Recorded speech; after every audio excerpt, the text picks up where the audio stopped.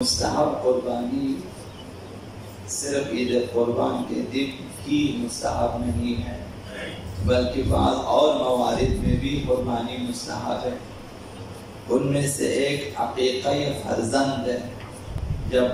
بیٹا بیٹی پیدا ہو جائیں تو عقیقہ یہ ایک قربانی ہے کہ وہاں ایک گوسفند 2 3 4 جس قدر گنجائش کو ذبح کرے اور فقراء کو کھلا دیں، رشتہ داروں کو کھلا دیں، گوسفند ذبح کریں، اونٹ ذبح کرے، گائے بیل ذبح کرے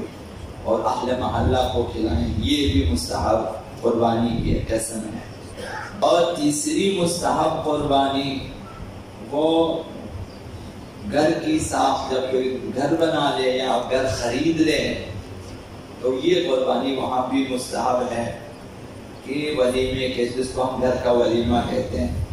کہ وہاں گوسفند وغیرہ ذبح کیا جائے، اونٹ بیل گائے وغیرہ ذبح کر کے پھر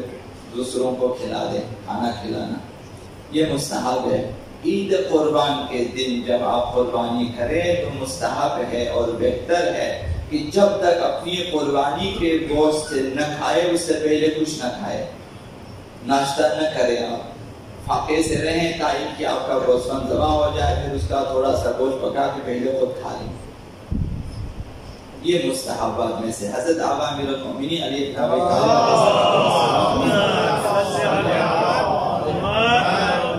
ان کی سیرت بیان کی گئی ہے کہ عید قربان کے دن آپ کچھ نہیں کھاتے تھے جب تک اپنی قربانی کے گوشت سے نہ کھا لیں، تو انتظار فرماتے تھے کہ گوشت پکے اور پھر خود کھا لیتے تھے، اس کے بعد تقسیم کر لیتے تھے، پھر باقی چیزیں کھا لیتے تھے۔ اور ارشاد بھی انہوں نے فرمایا کہ عید قربان کے دن کچھ نہ کھانا مگر یہ کہ پہلے اپنے قربانی سے کھا لیں،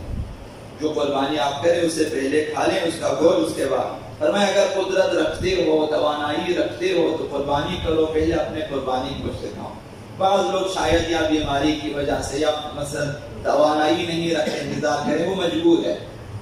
جو لوگ رکھ سکتے ہیں، فاقہ کر سکے فاقہ کریں تاکہ اس کے قربانی کا گوشت پکے اور وہاں اس سے کھا لیں۔